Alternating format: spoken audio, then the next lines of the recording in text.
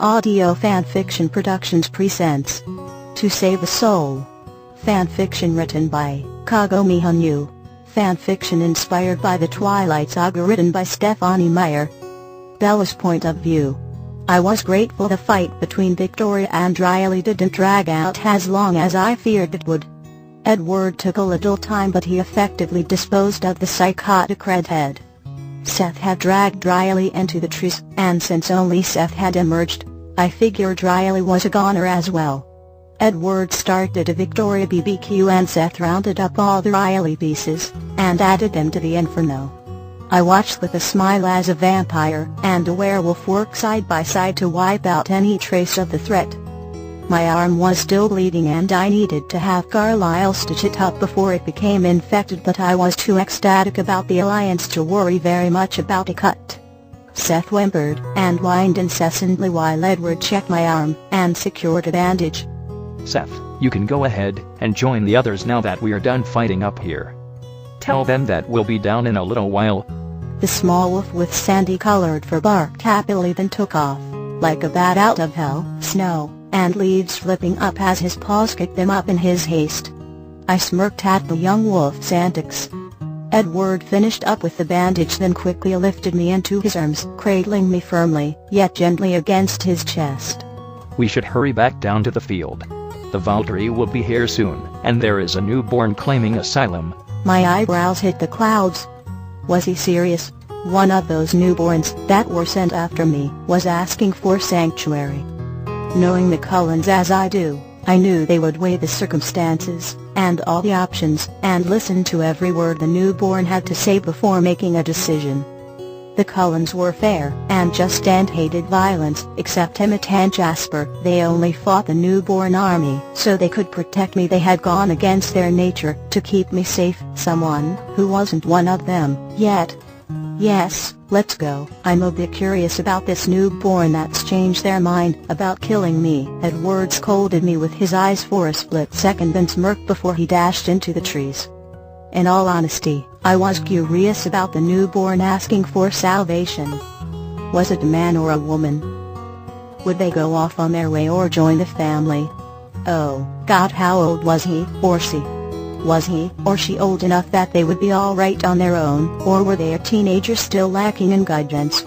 I buried my face into Edward's chest. I was terrified by the thought that it was a person younger than I was, someone who had barely begun to live when they had their human life snatched away from them. I'm sure no one joined Victoria's army willingly. We're almost there. Alice says we'll have about 15 minutes before the Volturi arrive. I shuddered at the memory of the dark-cloaked figure with their haunting crimson eyes. They were in no way inviting compared to my vampires. Are you cold? He must have noticed my shudder and I shook my head quickly. No, I just remembered our journey to Italy that was far from pleasant. He scoffed and held me a little tighter. That was a very interesting way of informing me you were still alive. I cringed as another memory invaded my head. A second later, we broke the tree line, but Edward didn't slow down. He headed straight for the cluster of vampires in the center of the field. He set me down on my feet next to Alice, then immediately pulled me into his arms, wrapping them tightly around my waist. How can you stand it? I want her so much. The hissing of a small girlish voice shocked me and my heart sank. I stepped forward and looked around Emmett's broad shoulders to the small girl clawing at the earth beneath her, and her ruby eyes zoned in on me. The girl was petite in every sense of the word and looked to be about 15, maybe 16. Her eyes were a bright garnet color and her hair was a dark brunette shade, or maybe it was because of the mud. What drew my attention the most was how visibly she was shaking. She was scared. No, terrified was more like it. Jasper standing guard over her probably didn't help her fear either. You have to learn to control your urges. Carlisle stepped forward, then kneeled down in front of her, and with an assertive tone I had hardly ever heard him use before, he spoke to her. We can tell that you never wanted this. You never wanted to fight. If you're willing, you can join us and learn our ways. Learn to live again, and in time you can even attend school if you wanted. Her eyes darted away from me and gazed at Carlisle hopefully. Despite the horror in them, you could make out the optimism and longing along with hope. Please, I'll learn. I don't want to die. A small sob escaped the girl and Carlyle patted her on the shoulder then smiled at her.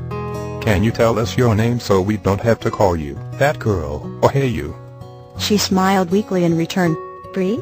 Carlyle stood up and pulled Bree up to her feet then turned to the rest of us. Esme, Carmen, Tanya, Rose, Alice, can you take Bella and Bree back to the house before the Volturi get here? Sure, the Volturi will be here in 2 minutes, by the way, informed Alice. Before I knew it, Esme threw me onto her back, securing my arms and legs around her, and she shot into the forest heading toward home. I clung to her securely, not wanting to loosen my grip in the slightest. In only 2 minutes, our lives might change forever, and other than Alice, we didn't know what that outcome would be.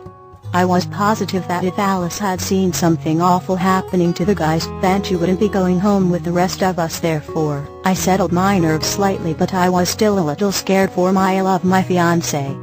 Esme lowered me to the ground when we reached the house, and we went inside, Rosalie and Carmen escorting a tense and apprehensive Bree.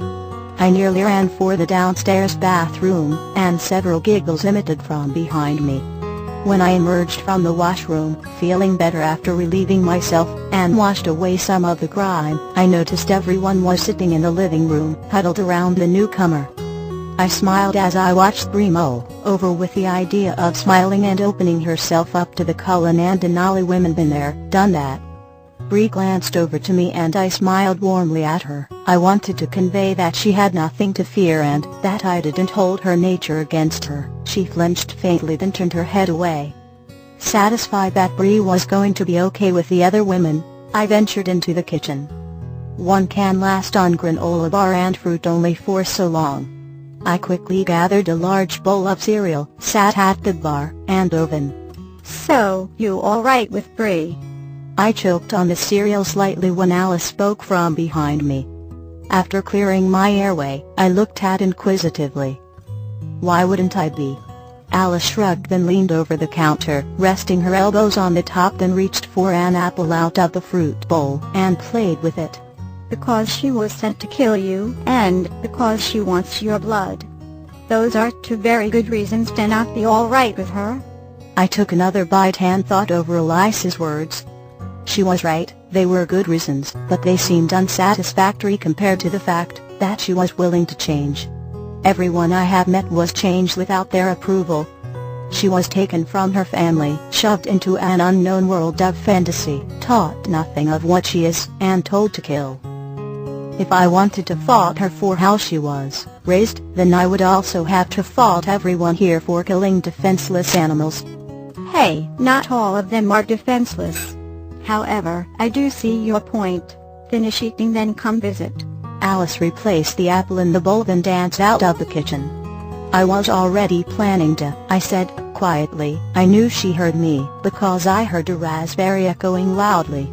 I finished my cereal, washed my dishes then strolled into the living room and took a seat on the chair next to the chessboard.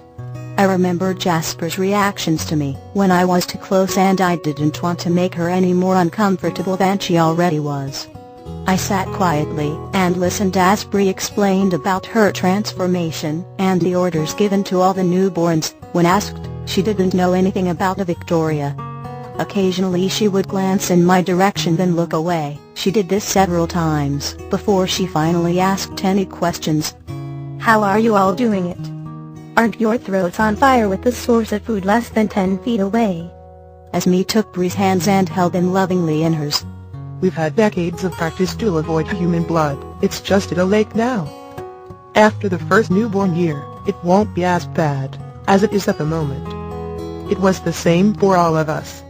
When you say you avoid human blood, does that also mean you don't drink from them either? Her voice had turned shy and somewhat self-conscious. I know this may not sound very appetizing, but it works. We hunt animals. That's why our eyes are gold.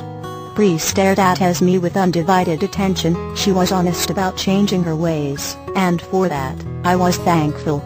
If we could get one more vegetarian vampire in the family, then how many human lives would that save over the years? I felt something cold touch my neck suddenly and I jumped up, nearly falling from the chair, but equally cold arms caught me. Sorry,